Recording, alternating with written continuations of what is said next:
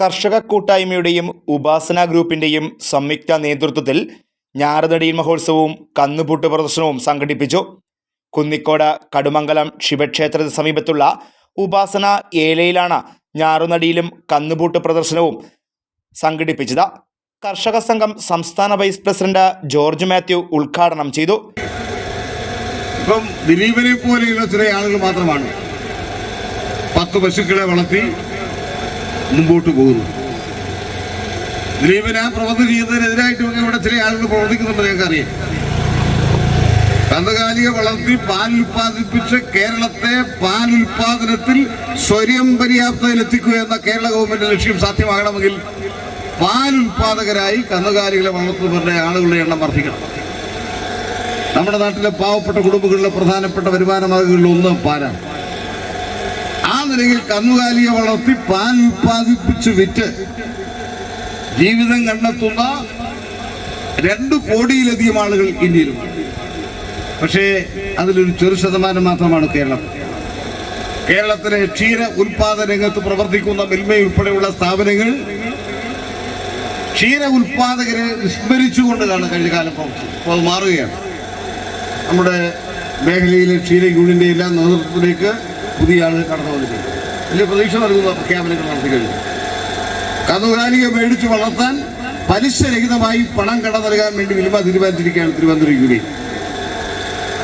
തീറ്റയുടെ സബ്സിഡി വർദ്ധിപ്പിക്കാൻ തീരുമാനിച്ചു. എല്ലാ പത്രമാധ്യമങ്ങളിലും വായിച്ചു കാണും. ഒട്ടേറെ പ്രതിബന്ധങ്ങളും പ്രതിസന്ധികളുമുണ്ട് കന്നുകാലിയെ വളർത്തുകാര്യത്തിൽ. ആ കാര്യത്തിലും ഈ പഞ്ചായത്ത് ഏറ്റവും മാതൃകാപരമായി ഇടപെട്ട് പ്രവർത്തിക്കുന്ന ഒരാളാണ് ഉപാസന ദിലീപ് എന്നതുകൊണ്ടാണ് ദിലീപ് നിശ്ചയിക്കുന്ന ചടങ്ങുകളിലെല്ലാം നമ്മളെ വിളിച്ചാൽ അപ്പോഴേ ഓടിയെത്തി. 10 പശുക്കളെ വളർത്തുന്ന ഒരിടം കാണണമെങ്കിൽ ദിലീപിനെ ഇവിടെ വരണം. അതെങ്ങനെ തകർക്കാം?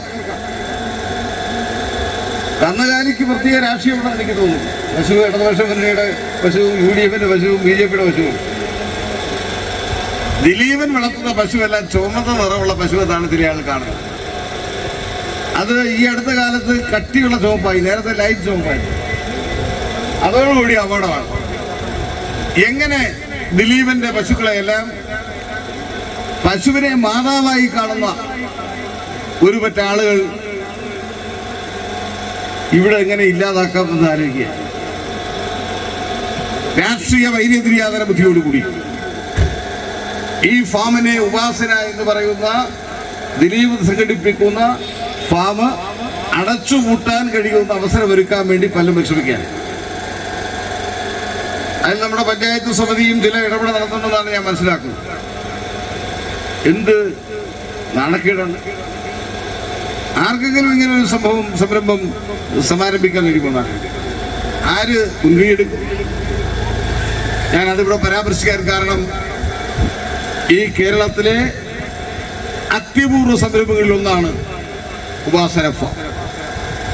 ആ കേവലം ഫാം മാത്രമല്ല, ഫാമിനനുബന്ധമായി ഫാമിന് ആവശ്യമായിട്ടുള്ള എല്ലാ അനുബന്ധ സൗകര്യങ്ങളും മനുഷ്യന് സാധ്യമായതെല്ലാം ചെയ്തുകൊണ്ടാണ് അതിന്റെ പ്രവർത്തനം നടക്കുന്നത്. അതിനോടൊപ്പമാണ് നെൽകൃഷി പ്രോത്സാഹിപ്പിക്കുന്നതുമായി ബന്ധപ്പെട്ട കുന്നിക്കോട് ഏരിയ സെക്രട്ടറി രാജു ഡക്ലാസ് ചടങ്ങിൽ അധ്യക്ഷനായിരുന്നു. കർഷക സംഘം ജില്ലാ പ്രസിഡന്റ് ബിജു കെ മാത്യു മുഖ്യപ്രഭാഷണം നടത്തി. ജില്ലാ സെക്രട്ടറി സി ബാൽഡുവിൻ കന്നുപൂട്ട് പ്രദർശന വിജയികൾക്ക് ട്രോഫികൾ വിതരണം ചെയ്തു. സംഘം ഏരിയ കമ്മിറ്റി അംഗം ദിലീപൻ കെ ഉപാസന സ്വാഗതവും ജില്ലാ കമ്മിറ്റി അംഗം പ്രസന്നകുമാരി നന്ദിയും പറഞ്ഞു. ഏരിയ കമ്മിറ്റി അംഗം ബി രാജീവൻ, മേല cooperative bank president C Balachandran എന്നിവർ സംസാരിച്ചു. 10ഓളം ഉരുക്കൾ പങ്കെടുത്ത ചെളിക്കളത്തിലെ വേഗതാ കന്നുപൂട്ട് പ്രദർശനം കാണികൾക്ക് നവ്യാനുഭവം പകർന്നു. കേരളത്തിന്റെ തനത് കലയും കർഷകർക്ക് ആവേശവും പകർന്നുമായ കന്നുപൂട്ട് ഇന്ന് അന്യം നിന്നപ്പോൾ പുതുജീവൻ പകർന്ന കർഷകർക്കും പുതുതലമുറയ്ക്കും കാഴ്ചയൊരുക്കിയ ഉപാസന ഗ്രൂപ്പിനെ പങ്കെടുത്തവർ അഭിനന്ദിച്ചു. Fox TV news bureau, Pathanapuram.